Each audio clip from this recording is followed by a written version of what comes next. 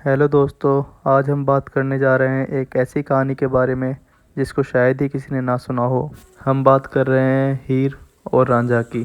तो चलिए दोस्तों, शुरू से शुरू करते हैं। हीर और रांझा पंजाब की एक प्रसिद्ध प्रेम कथा है।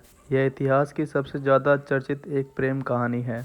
हीर, जिनका असली नाम इज्जत बीवी था, और हीर एक बेहद खूबसूरत लड़की थी। हीर का जन्म एक रियाल जनजाति के धनी परिवार में हुआ था, और इधर अपना दीदो रांझा, जो कि कबीले से है। रांझा 4 भाइयों में से सबसे छोटा है। रांझा पंजाब में चिनाब नदी के किनारे बसे एक गांव में रहता था, जिस गांव का नाम था तख्ता जारा। रांझा के पिता रांझा से बहुत प्यार करते थे, परंतु रांझा की अपने भाइयों से नहीं बनती थी।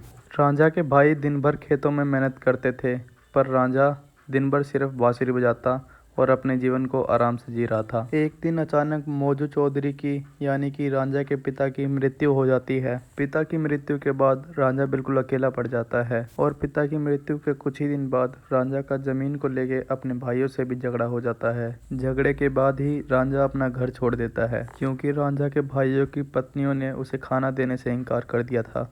रांझा अपना घर छोड़ के भटकते भटकते हीर के गांव पहुंच जाता है, और वहां उसकी मुलाकात होती है हीर से। पहली ही नज़र में हीर को रांझे से और रांझे को हीर से प्यार हो गया, और फिर हीर अपने पिता से कह के रांझा को अपने यहाँ पे नौकरी पर रख लेती है। रांझा दिन भर बस हीर की भैंस चराया करता था, और खाली टाइम में पेड़ के नीचे बैठ के बांसुरी बजाता, और हीर को रांझे की बांसुरी बहुत प्रिय थी। रांझा घंटों घंटों तक बांसुरी बजाता था, और हीर बस सुनती रहती थी। हीर और रांझा कई वर्षों तक चुप चुप कर मिलते रहे, और आखिरकार एक दिन हीर के चाचा कैदो ने उन्हें पकड़ लिया, और उसके बाद कैदो ने पूरा यह वाक़या हीर के पिता को बताया।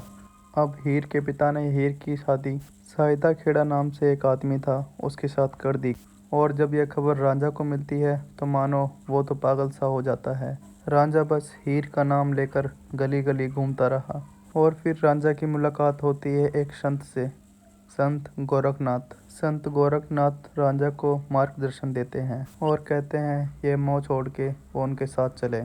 इतना सुन के रांझा को समझ आ जाता है, और वो साधु का रूप धारण कर लेता है। वस्त्र त्याग के पीला कपड़ा ओढ़कर और कान छिदवा कर वो संत का रूप ले लेता है, और साथ ही वो भौतिक दुनिया को त्याग करके भगवान का नाम लेके गली गली घूमने लगता है, और वो उस गांव को ढूंढता है जहां पर हीर अब रहती है। और काफ़ी समय ढूंढने के बाद एक दिन हीर उसे मिल जाती है।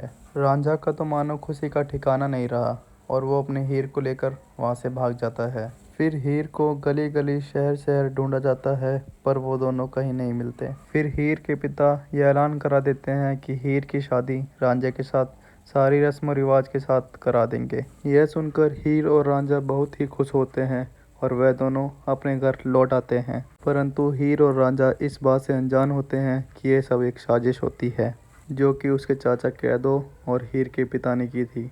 और शादी के दिन कैदो ने हीर की इस हरकत के लिए उसको सबक सिखाने का मन बनाया, और फिर कैदो ने हीर के भोजन में जहर मिला के हीर को खिला दिया। हीर ने तड़प तड़प कर अपने प्राण वहीं पर त्याग दिए, और इसकी खबर जब रांझे को चलती है तो वो पागल सा भागता हुआ आता है, पर तब तक बहुत देर हो चुकी थी।